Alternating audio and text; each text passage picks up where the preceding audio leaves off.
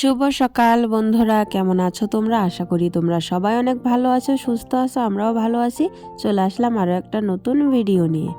তো আজকে হলো সোমবারে এই যে ঘুম থেকে উঠে কিন্তু রুটি বানিয়েছিলাম, খাওয়া দাওয়া হয়ে গেছে, বাচ্চারাও স্কুলে চলে গেছে, আমার হাজব্যান্ডও একটু বাইরে গেছে, ওর একটু কাজ ছিল। বলেছিলাম যে আমাদের ফ্যামিলিতে একটা নতুন সদস্য আসতে চলেছে, তো সেটাই আনতে গেছে আমার ভাসুর, আমার যা, ওরা সবাই গেছে।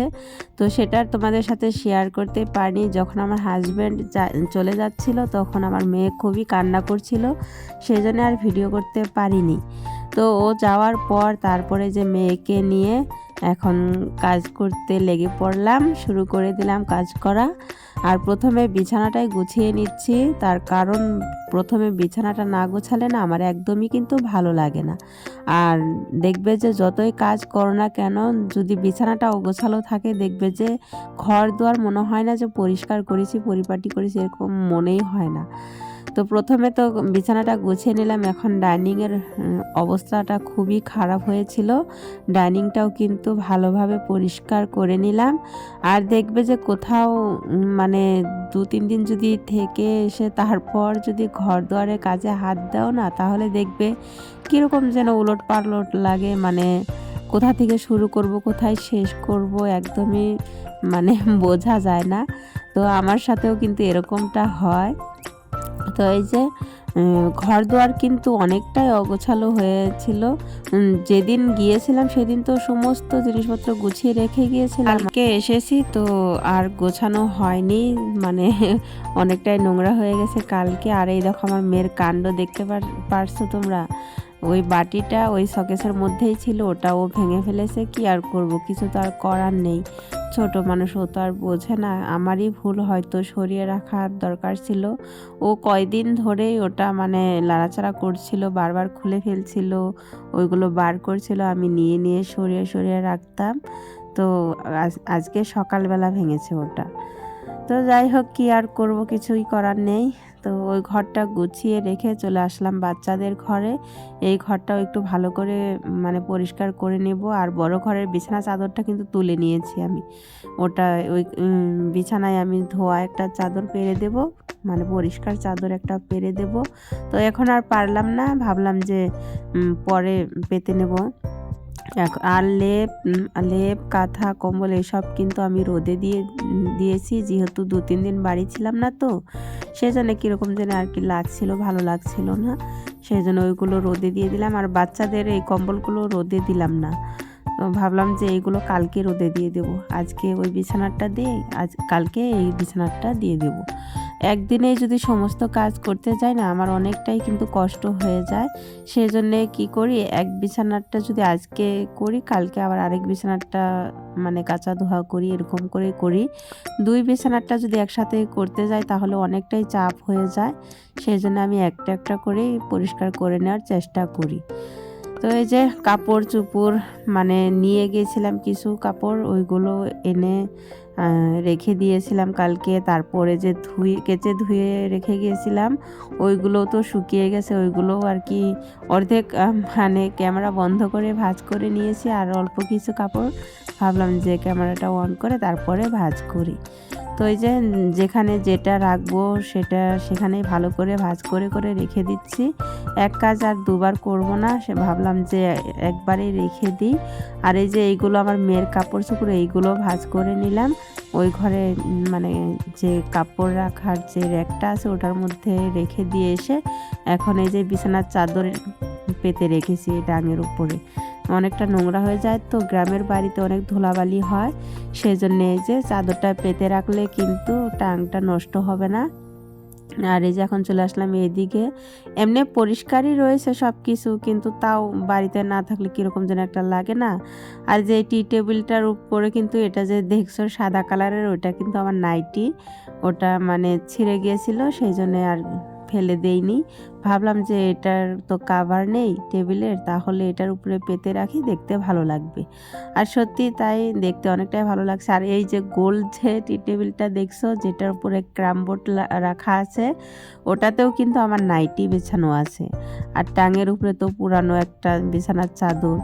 তো যাই হোক, অভাবের সংসার, আমরা মধ্যবিত্ত পরিবারের লোকজন কিন্তু কোনো জিনিসই ফেলি না, সবটাই কিন্তু দেখবে যে কাজে লাগিয়েই আর কি রাখি। বিছানায় মানে কি বিছানার চাদরটা একটু ছিঁড়ে গেছিলো, অনেক দিন হয়ে গেল ওই বিছানার চাদরটা, মনে হচ্ছে যে এই তো 4-5 বছর হয়ে গেল চাদরটা, এখন পর্যন্তও ফেলি নাই। আর মনে হয় যে আরও 2-3 বছর চলবে। ওটা কিন্তু আমি কদিন পর পর কিন্তু ধুয়ে দেই, ধুয়ে রাখলে কিন্তু দেখবে যে জিনিসপত্র ভালোই থাকে। এখন ঘরটাও ভালো করে মুছে নেব। যতই ঘর দুয়ার মানে দরজা জানালা লাগানো থাক, তাও জানি না কোথা থেকে যে ধুলাবালি ঘরের মধ্যে ঢুকে যায়। আর দেখবে যে পাকা ঘরের মধ্যে যদি ধুলাবালি ঢুকে যায় না, তাহলে কিন্তু ওই যে খালি পায়ে হাঁটাচলা করতে কিন্তু পায়ের মধ্যে কিচকিচ করে ভালো লাগে না, একদমই ভীষণ বিরক্ত লাগে। তো আমরা মেয়েরা কিন্তু মেয়ে বউরা আর কি সব সময় তো ঘরের মধ্যেই আমাদের কাজকর্ম করতে হয়, ঘরের মধ্যেই থাকতে হয়। এই ঘরটা যদি অপরিষ্কার থাকে তাহলে কিন্তু একদমই ভালো লাগে না, তাই না? তো এই ঘরটাও কিন্তু আমি ভালো করে পরিষ্কার করে একদম মুছে নিয়েছি। দুইটা ঘরই কিন্তু একদম পরিষ্কার পরিপাটি। আর মেয়েকে কিন্তু আমি পাশের বাড়িতে দিয়ে এসেছি, ও তো অনেকটাই দুষ্টুমি করে, সেই জন্য দিয়ে আসলাম। বললাম যে আধা ঘন্টার মতো রাখো, আমি একটু তাড়াতাড়ি কাজগুলো সেরে নিই। তো এই যে ঘর দর গুছিয়ে এখন বাইরে চলে আসলাম। আর এই জুতোগুলো রাখা যে এতটা অসুবিধা হয়েছে কি বলবো তোমাদেরকে। এই জুতার যদি একটা র্যাক বানাতে পারতাম তাহলে অনেকটাই ভালো হতো, কিন্তু এখন আর হবে না। এখন টাকা পয়সার অনেকটাই মানে আমাদের পরিস্থিতি আর কি অনেকটাই খারাপ। যেহেতু হাজব্যান্ডের কাজকর্ম নেই এখন, সেই জন্য কিন্তু অনেকটাই হিসেব করে আমাদেরকে চলতে হচ্ছে। যতই কাজ না থাকুক কিন্তু পেটে ভাত কটা তো দিতেই হবে, তাই না? যেহেতু ছোট ছোট বাচ্চা আছে, ওরাও তো মানে না খেয়ে তো আর থাকতে পারবে না। তো খাওয়া দাওয়া তো করতেই হবে, 3 বেলা খাবারটুকু তো জোগাড় করতেই হবে, তাই না? তো কি আর করব, এখন ঘরের কোনো কিছুই কেনাকাটা করতে পারবো না। তো বাচ্চাদেরকে তো এখন পর্যন্ত ঠান্ডার কাপড় চোপড় কিনে দিতে পারিনি আমরা। তো দেখি কবে কি করি না করি, ভীষণই খারাপ লাগে এইসব কথা যখন মানে মাথার মধ্যে ঘুরে, তখন কি দিয়ে কি করব কি না করব মানে মাথায় কোনো কাজই করে না। যখন এই টাকা পয়সার চিন্তা মাথার মধ্যে ঢুকে, বাচ্চাদের ভবিষ্যতের কথা আর কি ভাবি, তখন মানে কি দিয়ে কি করব, মানে কি বলবো তোমাদেরকে, কিচ্ছু মানে বুঝতে পারি না। খাওয়া দাওয়া সব বন্ধ হয়ে যায়। আর আমার শরীরটা কিন্তু এরকম ছিল না, আমি এতটাও কিন্তু শুকনো ছিলাম না।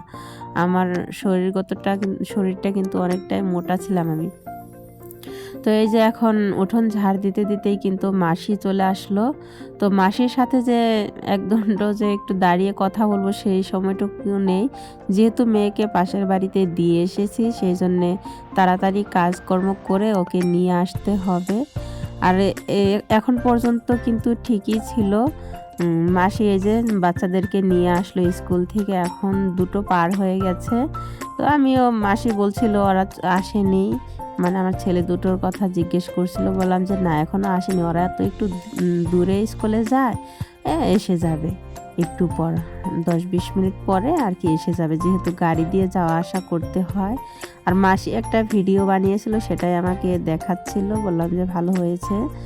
তো মাসি তো এখন চলে যাবে। এখন উঠোনটা ঝাড় দিয়ে তারপর আমি লেপ যে রোদে দিয়েছিলাম, লেপ কম্বল এসব উঠিয়ে নিয়ে তারপরে মেয়েকে আমি গা ধুইয়ে দিব।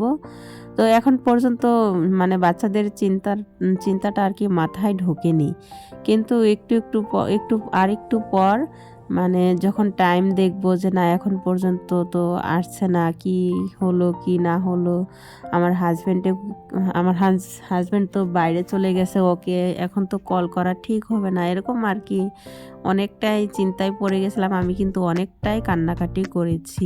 আমার বোনকেও ফোন করেছিলাম যে ওরা হয়তো ওই বাড়িতে গিয়েছে নাকি, তা আমার বোন বলল যে না আসেনি। তো ও জিজ্ঞেস করলো যে কেন, কি হয়েছে? বললাম যে না এমনি তো কিছু হয়নি, এখান দিয়ে তো সবাই স্কুল থেকে বাড়ি চলে এসেছে, কিন্তু ওরা 2 ভাই তো এখন পর্যন্ত আসেনি। তো তোর ভাই তো বাড়িতে নেই, কি দিয়ে কি করব বুঝতে পারছি না। আমার দেওরও চলে গেছে, আমার ভাসুরও গেছে, মানে বললাম না কাজে গেছে। তো ওরা 3 ভাই গেছে, আমার জায়ের মেয়ে সবাই গেছে। বাড়িতে মানে কেউ নেই যে গিয়ে দেখবে যে কোথায় আছে না আছে। তারপর আমি আবার ফোন করেছিলাম যে ওরা তো এখন পর্যন্ত বাড়ি আসলো না। তে আমি তো কি দিয়ে কি করবো আমি তো বুঝতে পারছি না। ও ও আবার বলল যে এখন বলছো এতটা দেরি হয়ে গেছে, এখন বলছো, দাঁড়াও আমি ফোন করে খোঁজ নিই।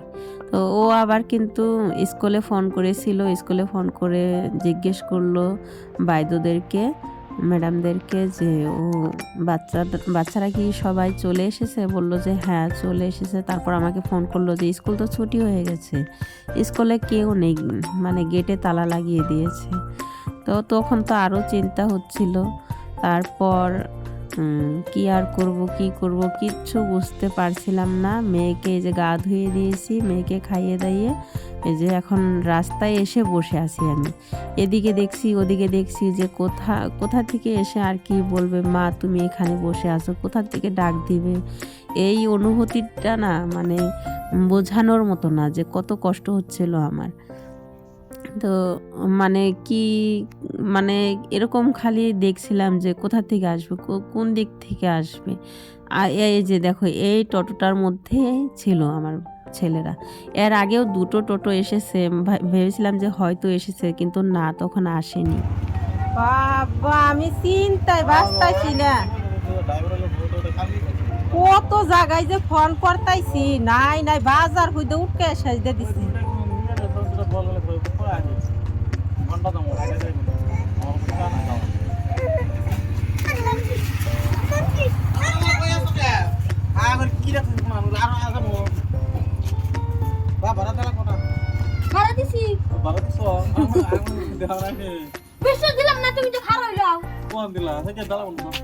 নাম্বার নিয়ে নাকবো, মানে নিয়ে গেলে হাদাও একটা মানে চিন্তা থাকবো না। ওইটা বাজার হইতে উঠকে সাজতে দিছে।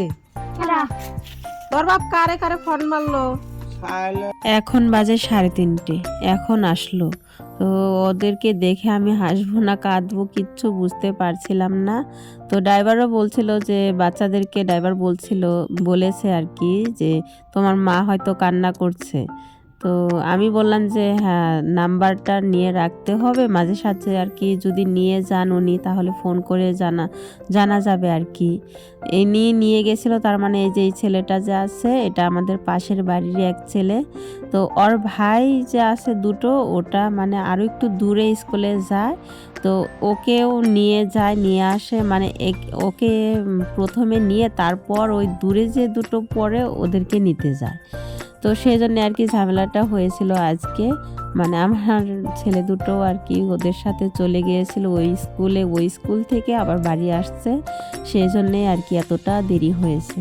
তো কি আর করব, কিছু করার নেই। সেই জন্য বললাম যে নাম্বারটা নিয়ে রাখলে ভালো হবে, যদি মাঝে মধ্যে যায় তাহলে কিন্তু আর কি ফোন করে জানিয়ে দিতে পারবে যে আমি নিয়ে এসেছি, তাহলে আর কি চিন্তাটা আর কি থাকবে না। এখনকার দিনকাল তো একদমই ভালো না, তাই না? কখন কি হয়ে যায় না হয়ে যায় কিচ্ছু বলা যায় না। তো যাই হোক, একবারে এতটা যে টেনশনে পড়ে গিয়েছিলাম, যেহেতু বাড়িতে কোনো গার্জিয়ান ছিল না, মানে পুরুষ মানুষ ছিল না, আমি একা মেয়ে মানুষ কি করব না করব বুঝতে পারছিলাম না। তো এখন যাই হোক ভালোভাবে বাড়িতে এসেছে, এটাই অনেক অনেক ধন্যবাদ, আল্লাহর কাছে অনেক অনেক শুকরিয়া আদায় করি। তো এখন তো গাটা ধুয়ে ডিম ভাজি করে ভাত খেয়ে নিলাম, বাচ্চারাও গা ধুয়ে নিয়েছে, ভাত খেয়ে দিয়ে ওরা পড়তে বসেছে। আর আমি এখন গাছে পানি দিয়ে নিচ্ছি। 2 দিন তো বাড়ি ছিলাম না, গাছগুলো না কীরকম যেন হয়ে গেছে। তো ভাবলাম যে পানিটা দিয়ে নিই। আর সকালবেলাও কিন্তু আমি পানি দিতে পারিনি, যেহেতু অনেকটা বেলার দিকে উঠেছিলাম, তো সেই জন্য আর কি পানি দেওয়া হয়নি। তো ওই যে গাছগুলোতে পানি দিয়ে নিয়ে এখন আবার আমি একটু বসে বসে বাচ্চাদেরকে পড়াবো। তো যাই হোক বন্ধুরা, ভিডিওটা যদি ভালো লাগে তাহলে লাইক কমেন্ট সাবস্ক্রাইব করে দিয়ে আমার পাশে থেকো। আমি প্রত্যেকদিন নতুন নতুন ভিডিও দেওয়ার চেষ্টা করব। তোমরা ভালো থেকো, সুস্থ থেকো, সাবধানে থেকো। আজকের মতো এই পর্যন্ত।